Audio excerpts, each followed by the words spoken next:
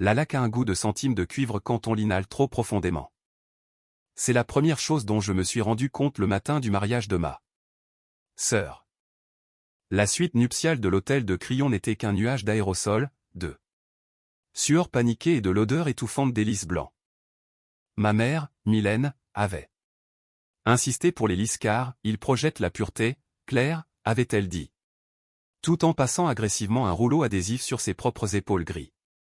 Anthracite, ajoutant que ce n'était pas comme si je comprenais les nuances de la mise en scène événementielle. Je me tenais dans un coin, tenant une tasse de café noir tiède, observant ce cirque.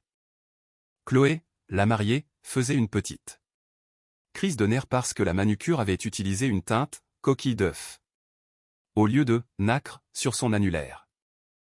La voix de Chloé avait atteint cette fréquence stridente spécifique qui me faisait contracter la mâchoire. Involontairement. C'est gâché, halta Chloé, fixant sa main parfaitement manucurée comme si elle avait été sectionnée. Grégoire va le remarquer, tout le monde va le remarquer. Mylène fut là en un éclair, ses mains soignées, agrippant les épaules de Chloé pour lui assurer que personne ne remarquerait rien, qu'elle était lumineuse, qu'elle était le soleil. Les yeux de Mylène se posèrent alors sur moi, debout près du thermostat, et la chaleur quitta son visage. Claire, ne reste pas là à respirer bruyamment. Va chercher le défroisseur. Les robes des demoiselles d'honneur ont l'air d'avoir été traînées derrière un bus. Je ne discutais pas. Je posai le café sur un sous-verre. Sorti de la suite, la lourde porte en chêne se refermant derrière moi, coupant court au bruit. Le couloir était d'un calme de mort.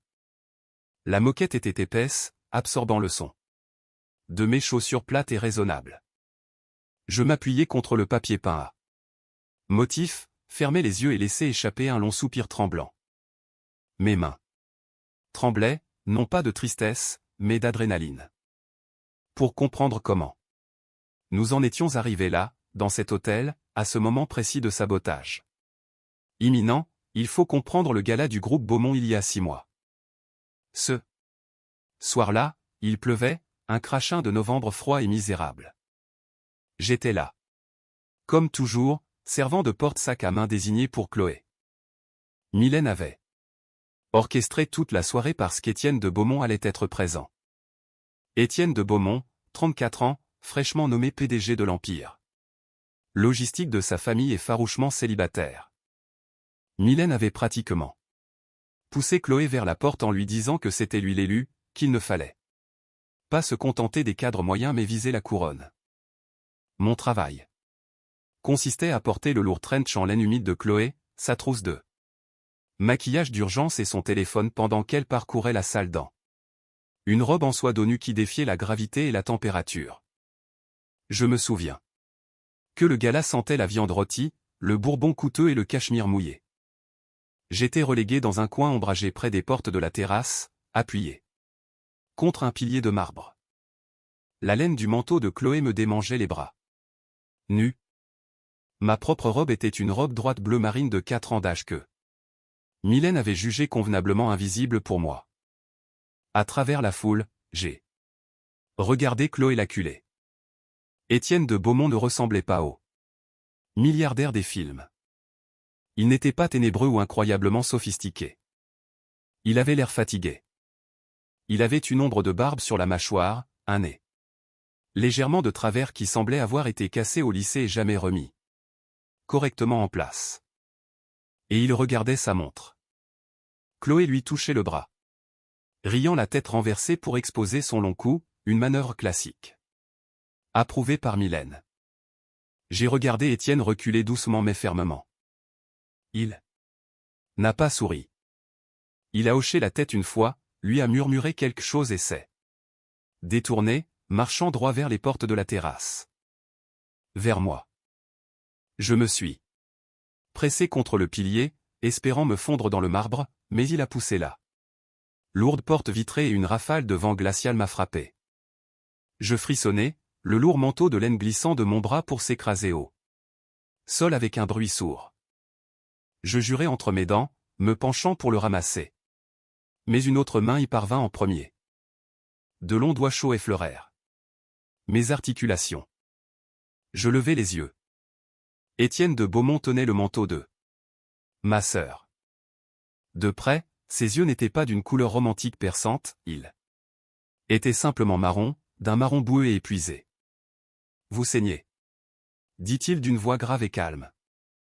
Je clignai des yeux, regardant ma cheville.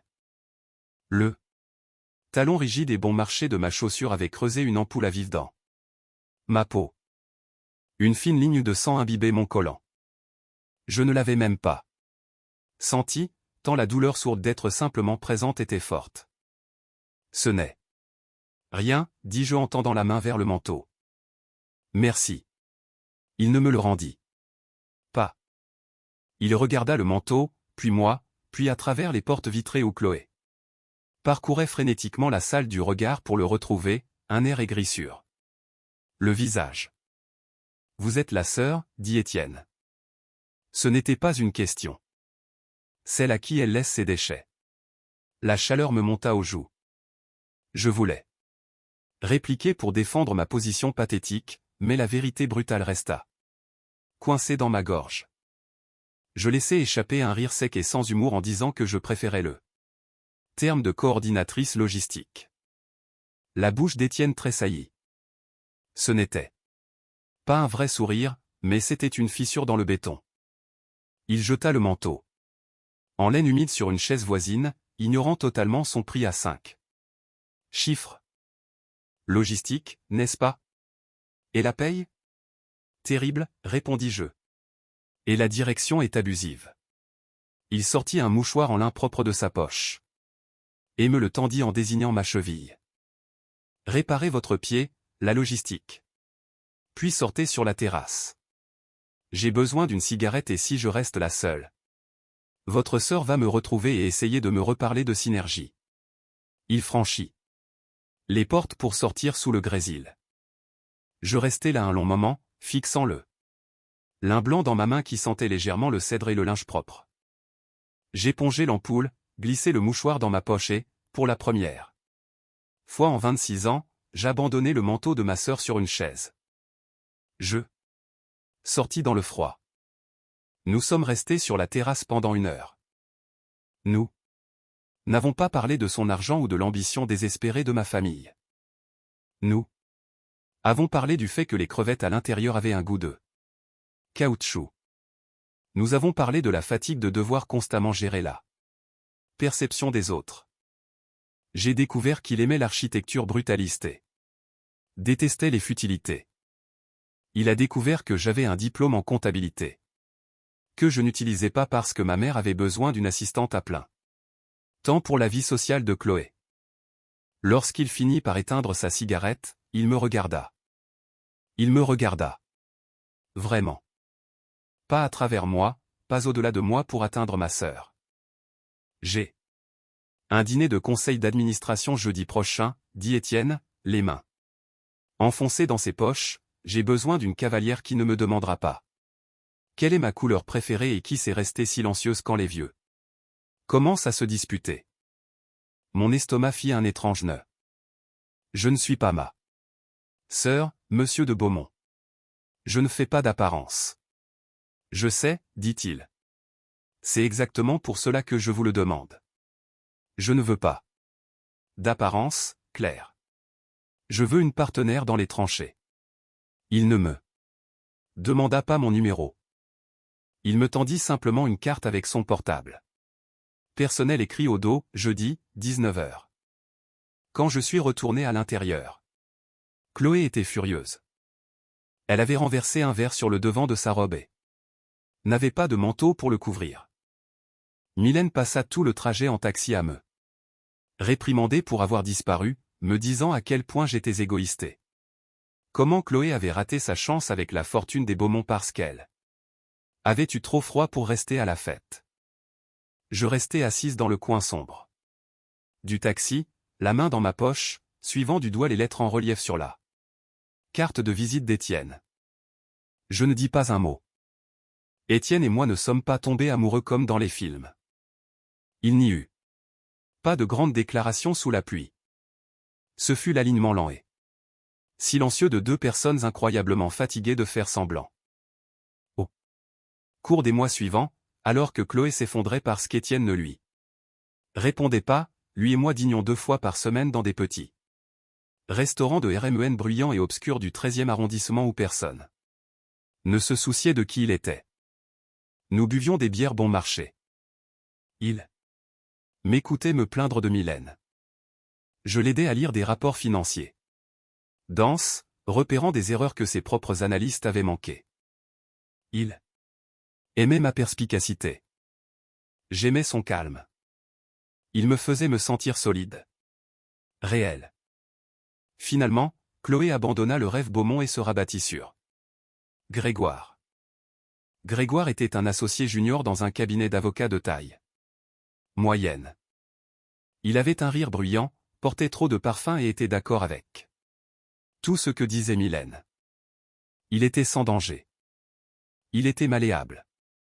Et en l'espace de 3 mois, ils étaient fiancés. C'est là que le véritable enfer commença. Si être l'ombre de Chloé était auparavant un travail à temps partiel, le mariage en fit une condamnation à vie. Mylène me chargea des invitations. J'ai passé 4 nuits assise sur le sol de mon petit appartement à lécher 300 enveloppes. À la fin, ma langue ressemblait à du papier de verre et le goût chimique de l'adhésif bon marché persistait dans ma bouche. Étienne s'est assis sur mon canapé délabré le 3e soir, m'observant la mâchoire contractée. Il s'est penché, a pris une pile d'enveloppes de ma main et a commencé à les sceller avec une éponge humide. Tu n'es pas obligé de faire ça, dis-je en me frottant les yeux brûlants. Toi non plus, répondit-il d'une voix basse. Si je ne le fais pas, elle va hurler sur Chloé, Chloé va pleurer, et je finirai par le faire de toute façon. Mais avec une migraine en plus. Étienne s'arrêta. Il me regarda, la lumière crue de mon lampadaire projetant des ombres profondes sur son visage. Claire? Combien de temps vas-tu les laisser te faire saigner avant de réaliser que tu as le droit de partir? Je n'avais pas de réponse pour lui.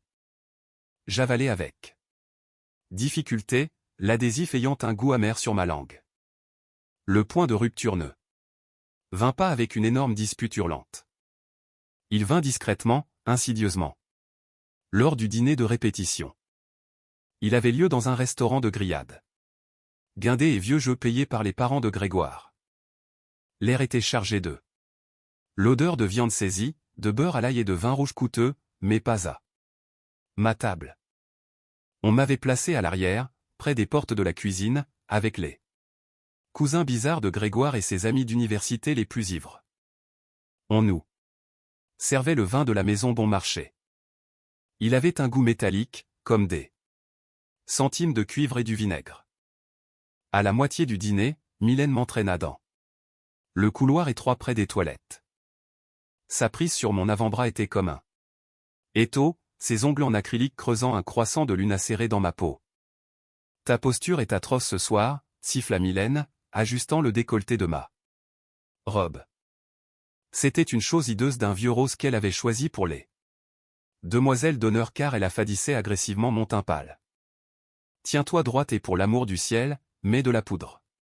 Tu as l'air luisante.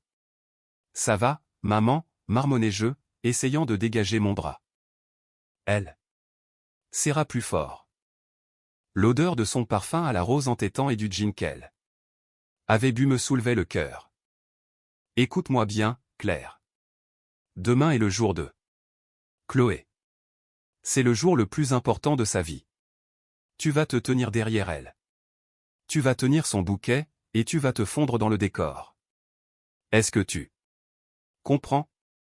Je fixai une tache sur la moquette, me concentrant sur le vilain motif floral. Je comprends. Bien. Mylène se pencha, sa voix tombant dans un murmure qui ressemblait à une lame de rasoir contre mon oreille. Parce que, soyons honnêtes, tu n'es que son ombre. Tu as toujours été son ombre. Sans ça. Lumière, personne ne saurait même que tu existes. Essaie de ne pas gâcher les photos.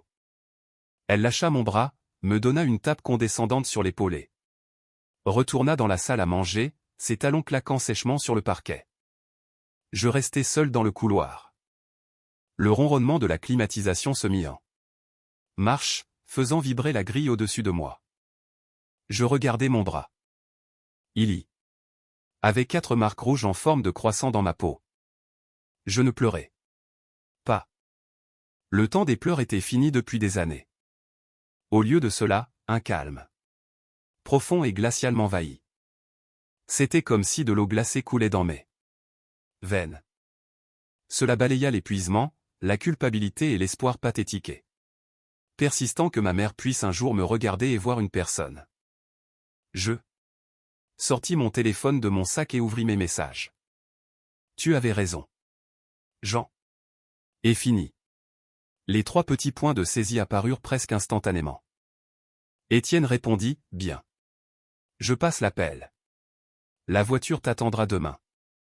Ce qui me ramena au présent, dans le couloir silencieux du Crillon, avec les mains tremblantes d'adrénaline, serrant une tasse de café tiède. Je vérifiai mon téléphone. Il était 11 heures. La cérémonie commençait à midi. Je retournai dans la suite nuptiale. Le défroisseur était dans le coin. Je l'ignorais. Je passai droit devant Mylène, qui était en train de gonfler agressivement le voile de Chloé, et j'entrai dans la petite salle de bain attenante. Je verrouillai la porte. Suspendue derrière la porte se trouvait la robe de demoiselle d'honneur vieux rose. Elle ressemblait à une peau de saucisson abandonné. Je déboutonnai mon jean et enlevai mon t-shirt. Je ne cherchais pas la robe vieux rose. Au lieu de cela, j'ouvris la lourde houssa.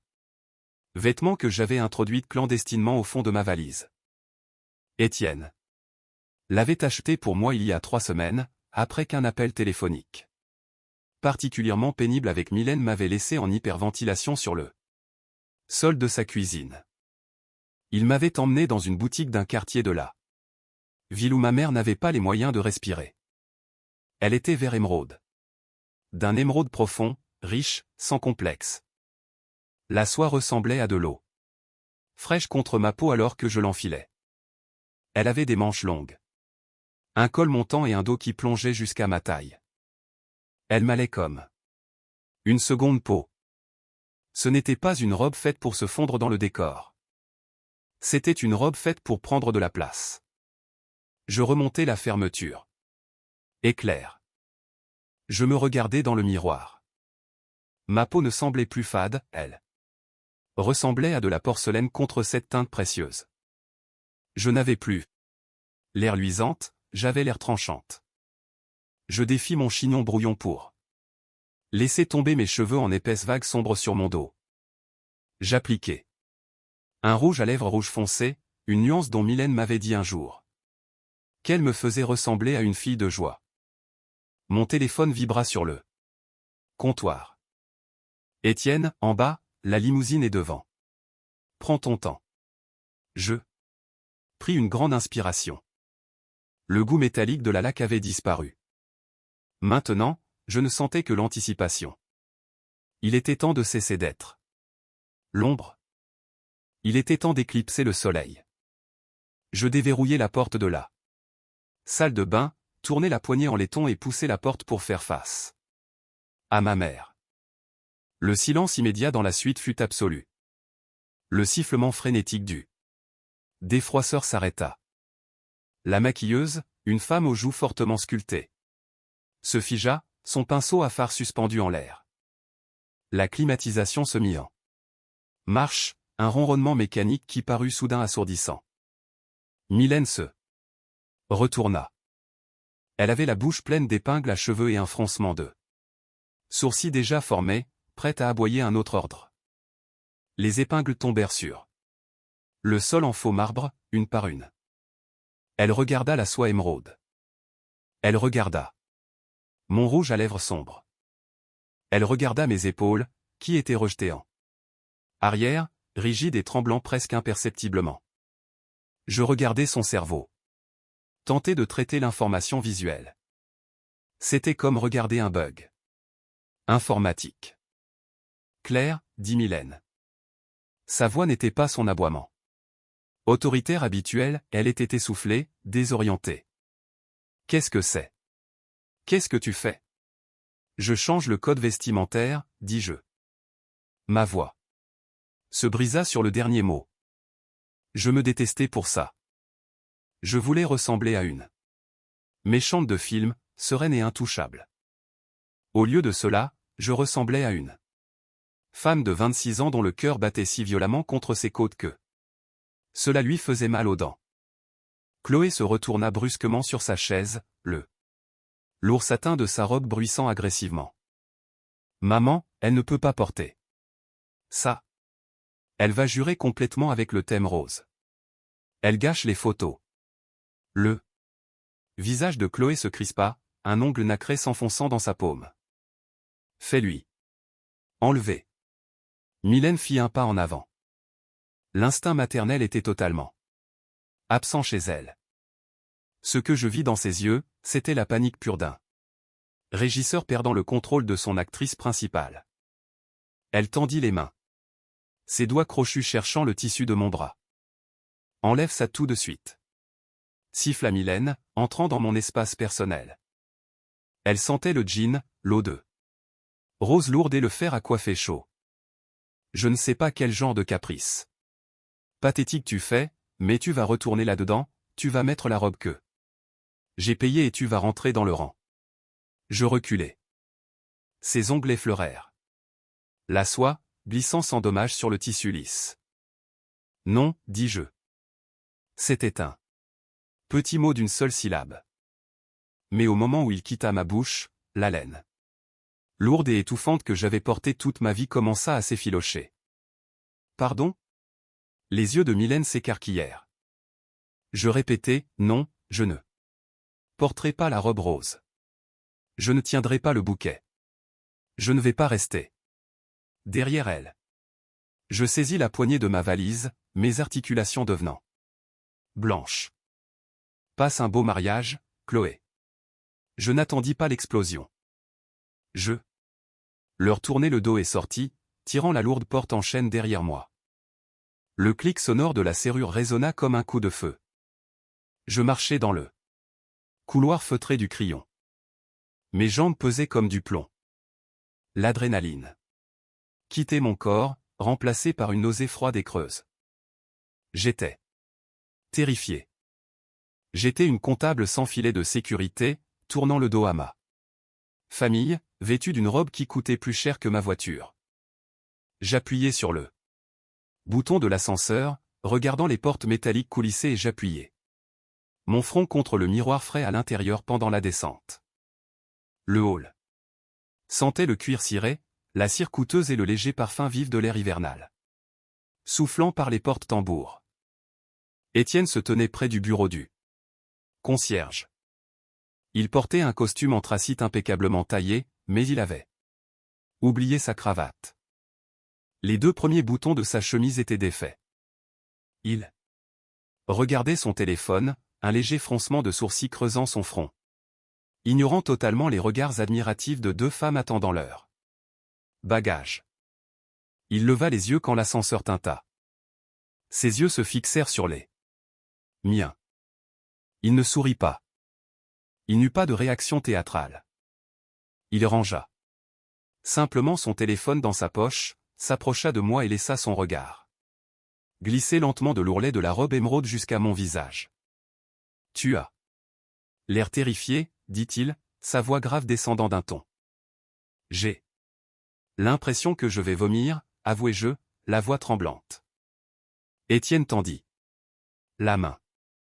Sa grande main chaude enveloppa mon poignet froid. Il ne tira pas, il servit simplement d'ancrage. Le tourbillon frénétique dans ma tête ralentit. La nausée recula, remplacée par le léger parfum de cèdre et de linge propre qui émanait de lui. La voiture est dehors, dit-il. Veux-tu aller à l'église? Je pensais au banc en bois sombre et lourd. Je pensais au sourire furieux et crispé de Mylène au premier rang. Je pensais au fait d'être assise là à regarder Chloé épouser un homme qu'elle n'aimait pas, juste pour satisfaire une femme qui ne se souciait pas d'elle. Non, dis-je, vraiment pas. La bouche d'Étienne esquissa ce petit sourire qui brisait le béton. Nous ne sommes pas allés dans une brasserie haut de gamme. Étienne demanda à son chauffeur de garer la limousine sur le parking d'un restaurant éclairé au néon et un peu délabré en périphérie de la ville. Je m'assis dans un box en vinyle rouge, vêtu d'une robe en soie émeraude digne des défilés, mangeant des frites tièdes trempées dans une flaque de ketchup générique. Étienne s'assit en face de moi dans son costume sur mesure, buvant du café noir dans un mug en porcelaine ébréché. Il me regardait manger avec une intensité calme et constante. Nous n'avons pas parlé du mariage qui se déroulait à l'autre bout de la ville.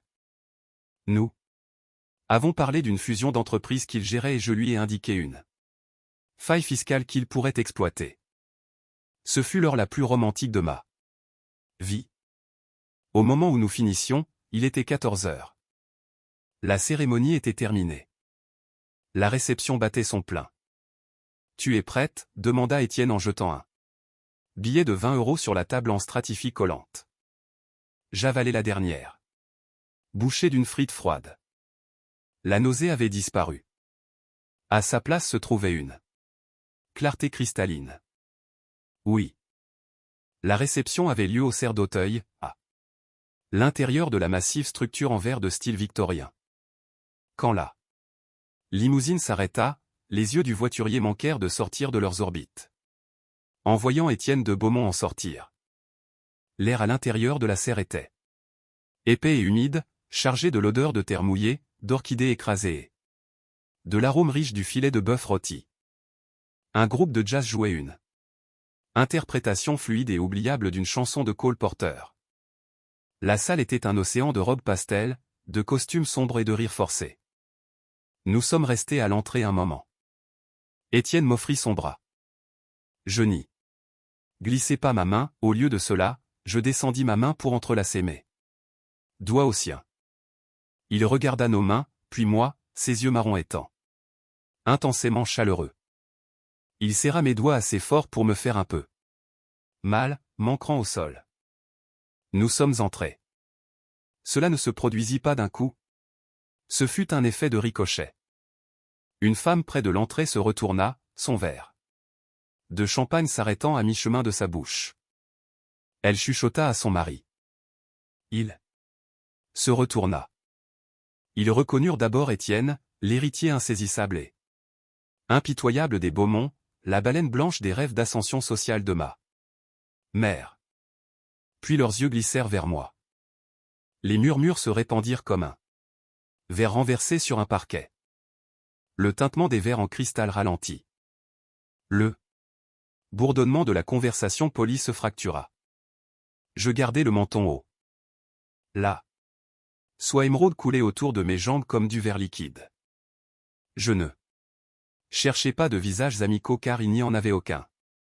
Je regardais droit devant moi. Chloé était sur la piste de danse blanche monogrammée, se balançant maladroitement avec Grégoire. Elle nous vit. Elle s'arrêta net de danser, marchant sur le pied de Grégoire. Sa mâchoire se décrocha.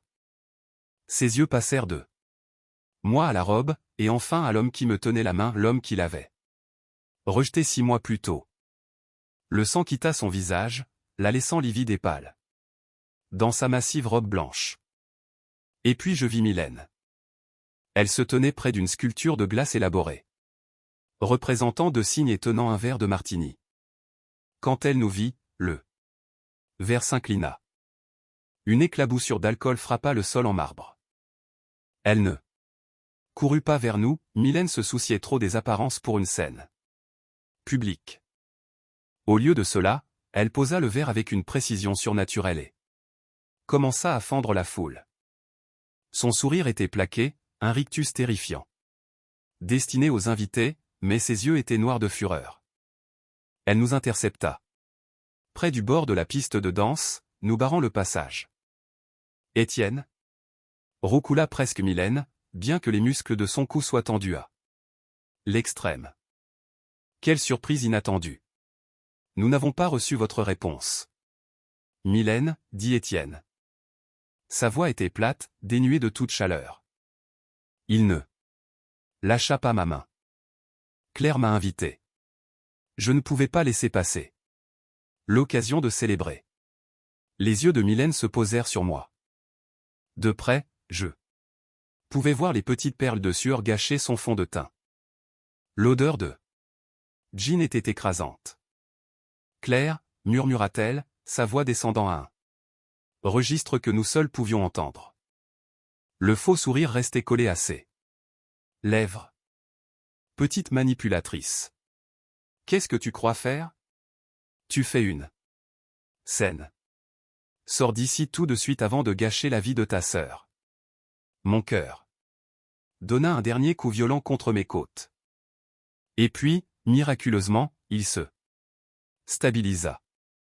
Je regardais ma mère. Je ne voyais plus une figure d'autorité terrifiante. Je voyais une femme vieillissante, désespérément triste, qui avait peur de devenir insignifiante. Je voyais une femme qui avait construit toute son existence sur les opinions fragiles de gens qui ne se souciaient pas d'elle.